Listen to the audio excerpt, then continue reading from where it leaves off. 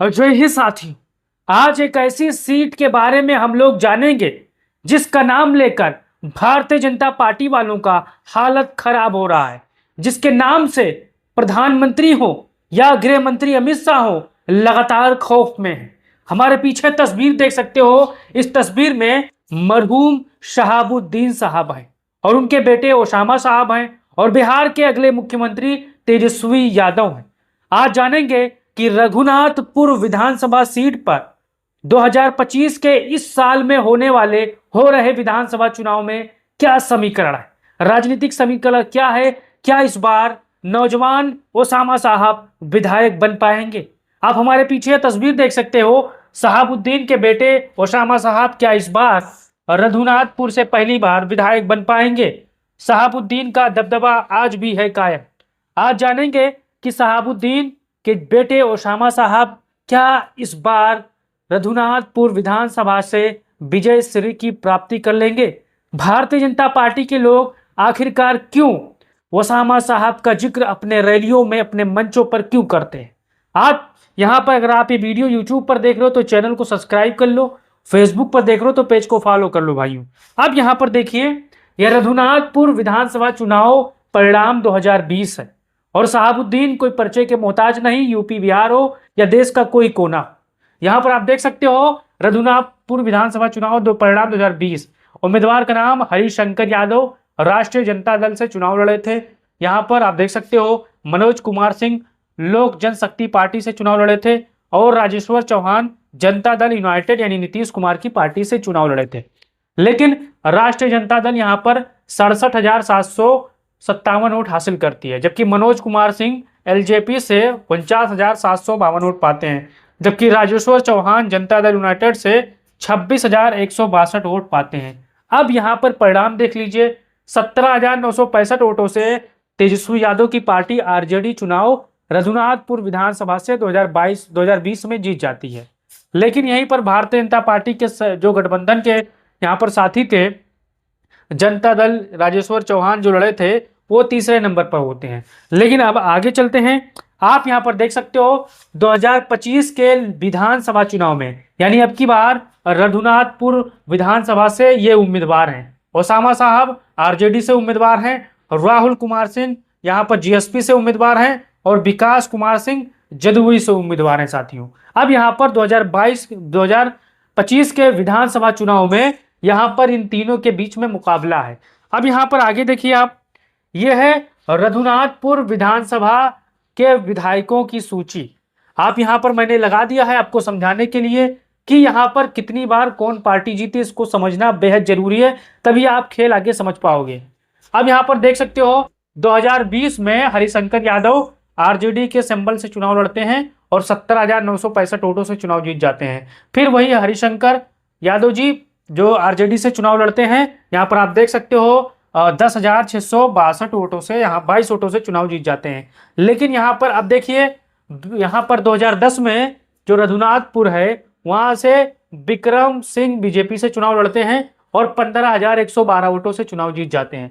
जबकि यहाँ पर एलजेपी से 2005 में अनिल कुमार चौधरी चुनाव लड़ते हैं और यहाँ पर 382 वोटों से यहाँ पर चुनाव हार जाते हैं। फिर अशोक कुमार आरजेडी से चुनाव लड़ते हैं, वहीं पर 35,154 वोटों से 2000 में वो चुनाव जीत जाते हैं। यहाँ पर आप देख सकते हो, गिन सकते हो, 1 2 यहाँ पर तीन बार रघुनाथपुर विधानसभा सीट पर आरजेडी ने विजय श्री की प्राप्ति करी है, जबकि यहाँ पर बीजेपी एक बार, एलजेपी एक बार। साथियों मैंने यहाँ पर 2000 का ही आंकड़ा लगाया है, 20 सालों का आंकड़ा इसलिए लगाया है ताकि आप समझने में आपको अच्छा लगे साथियों।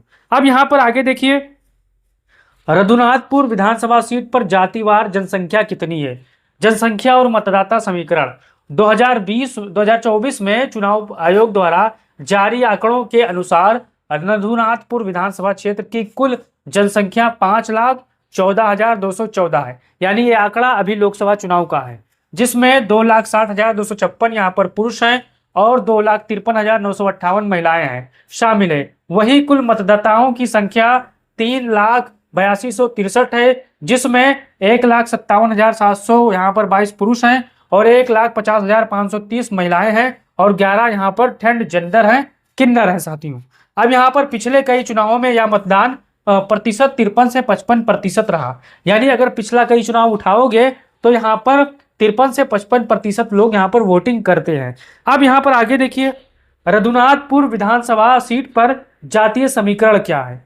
जातीय और राजनीतिक समीकरण की दृष्टि से रघुनाथपुर एक संतुलित सीट है। यहाँ पर यादव, राजपूत, भूमिहार, ब्राह्मण, पासवान और मुस्लिम मतदाता निर्णायक भूमिका में निभाते हैं। अब यहाँ पर आरजेडी का जो प्रमुख वोटर है वो यहाँ पर आप देख सकते हो, यादव है, कुछ राजपूत हैं, भूमिहार भी कुछ हैं, ब्राह्मण भी हैं और यहाँ पर मुसलमान भी हैं और छोटी छोटी अन्य जातियां मिलजुल कर यहाँ पर आरजेडी को मजबूती के साथ वोट करती हैं।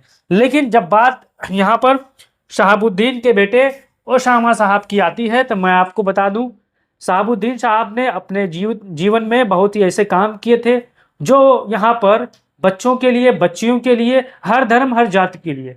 तो यहाँ पर कहीं ना कहीं यहाँ पर ओसामा साहब को फायदा मिलेगा और तेजस्वी यादव का जो चेहरा है वो कॉकटेल बन जाता है। यानी जो पीछे तेजस्वी यादव खड़े हैं छत्र छाया की तरह, वो आरजेडी इस बार क्या जीत पाएगी, क्योंकि यहाँ पर ओसामा साहब क्या यहाँ पर हैट्रिक लगा पाएंगे। हैट्रिक मतलब आरजेडी 2 बार ये सीट लगातार जीत चुकी है और ये तीसरी बार आरजेडी अगर हैट्रिक लगाती है तब सबसे नौजवान विधायक बनेंगे ये हमारे ओसामा साहब। अब आप नारायण जी और बताइए, क्या इस बार ओसामा साहब विधानसभा चुनाव जीत पाएंगे।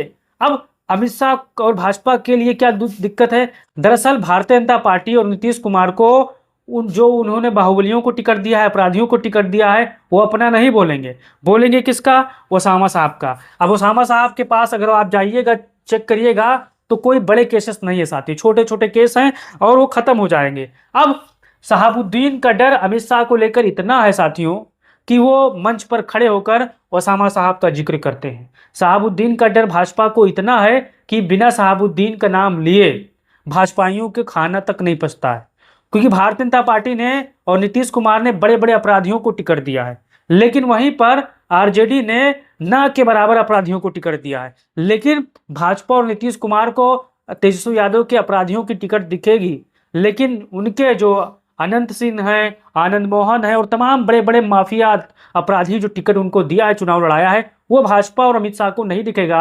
हो सकता है मोतियाबिंद हो गया हो साथियों। तब आप अपना राय दीजिए और बताइए, क्या इस बार रघुनाथपुर विधानसभा से ओसामा साहब विधायक बन पाएंगे? आपका क्या राय है? अपना राय दीजिए और वीडियो को शेयर करिए और चैनल को सब्सक्राइब कीजिए। जय हिंद साथियों।